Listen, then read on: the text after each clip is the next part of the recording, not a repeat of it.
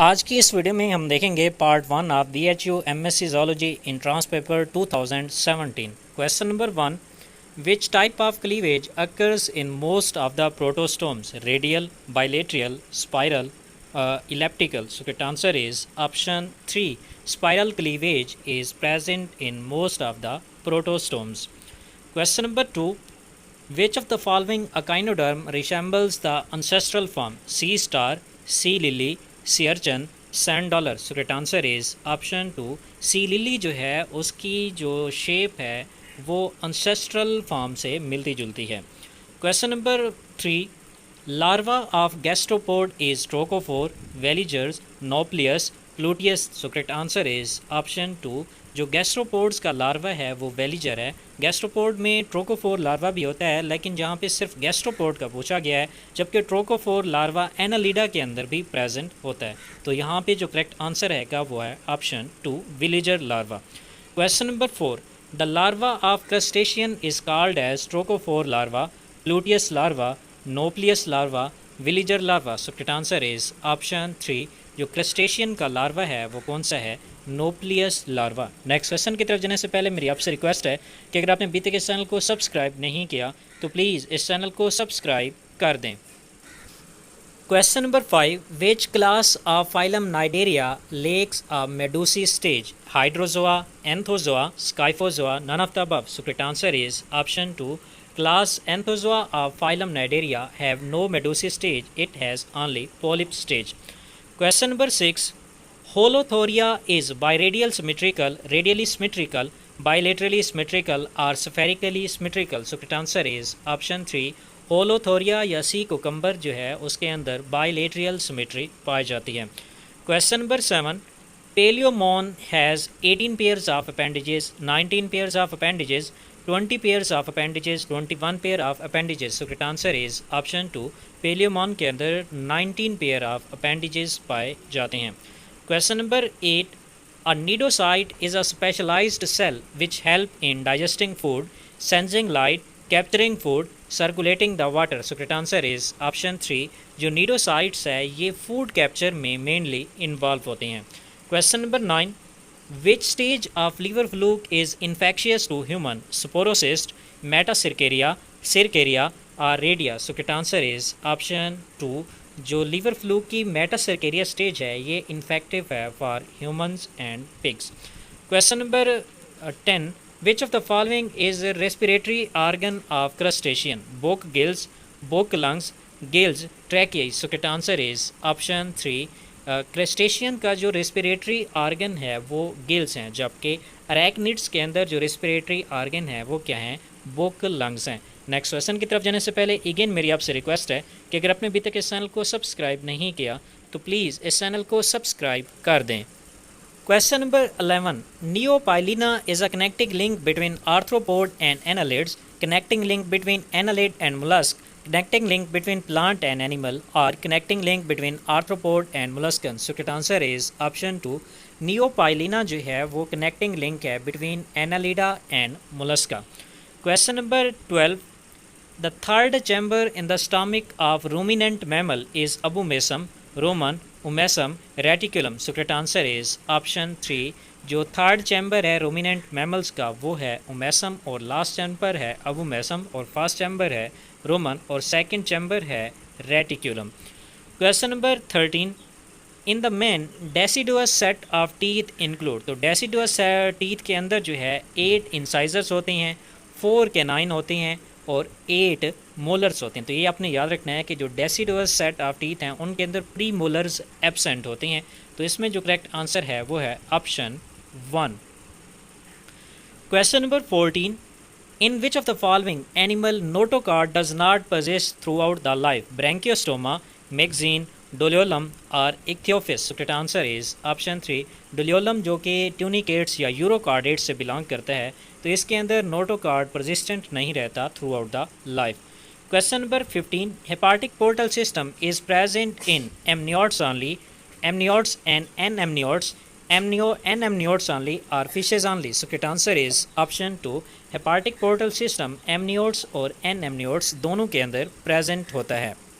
Question number 16. Centrum, pre and post zygapophysis transverse process are the parts of skull of frog, vertebrae of frog, sternum of frog, pectoral girdle of frog. So correct answer is option 2. Centrum, pre and post zygapophysis and transverse process. These are the parts of vertebrae of frog. Question number 17. Which one of the following animal lays air pinnae, lay eggs, possesses functional mammary gland and toothless hornybeak? Pteropus, Salpa, Delphinus, Ornithorhynchus. So correct answer is option 4. Ornithorhynchus के अंदर air पिना absent होता है और ये अंडे देते हैं और इनके अंदर फंक्शनल मेमोरी ग्लैंड भी होती हैं और इनके अंदर जो बीक होती है वो टोथलेस होती है. Question number 18. The cranial nerve branchialis innervate gills in fishes and are branch of glossopharyngeal, vagus, trigeminal abduction. So correct answer is option 2.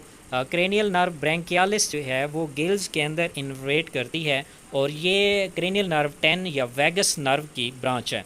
Question number 19. Scales arranged in overlapping manner having posterior margin with teeth are called placoid scale, gonioid scale, cycloid scale, ctenoid scale. So correct answer is option 4. जो ctenoid scales होती हैं उसमें scales overlapping manners के अंदर arrange होती हैं और उनका पोस्टीरियर मार्जिन जो है वो टीथ के साथ अटैच होता है. Question number 20. Which one of the following mammal is cursorial in habit? तो कर्सोरियल कहते हैं दौड़ने वाले मैमल्स को. हार्स, बैट, वेल, मोल. तो इसमें जो हार्स है वो एक कर्सोरियल मैमल है. Question number 21. Air ossical steps in man is homologous to articular, hyomandibular, quadrate or none of these. So correct answer is option 2. Air ossical in steps in man is homologous to hyomandibular bone. Question number 22. In mammals like rat, dorsal aorta gives out a pair of arteries supplying blood to the diaphragm. Which of the following is that artery? Anterior mesentery, pharynx, posterior mesentery or iliac. So correct answer is option 2. pharynx artery जो है वो diaphragm को blood supply करती है. Question number 23. If a cell contains 23 pair of chromosomes just after completion of mitotic telophase, how many chromatids were present in metaphase? अगर 23 pair of chromosomes हैं cell के अंदर तो इट्स मीन टोटल क्रोमोसोम्स कितने हैं? 46 हैं और एक क्रोमोसोम्स के ऊपर 2 क्रोमाटिड होते हैं तो इट्स मीन 46 क्रोमोसोम्स के ऊपर टोटल कितने क्रोमाटिड्स होंगे? 92. So correct answer is option C कि मेटाफेज स्टेज पर उसके अंदर 92 क्रोमाटिड्स प्रेजेंट होंगे. Question number 24. The membrane phospholipid form bilayer when water is available on both sides. This is because of amphipathic nature of phospholipid molecule क्योंकि phospholipid के पास दोनों polar and non-polar ends मौजूद होते हैं.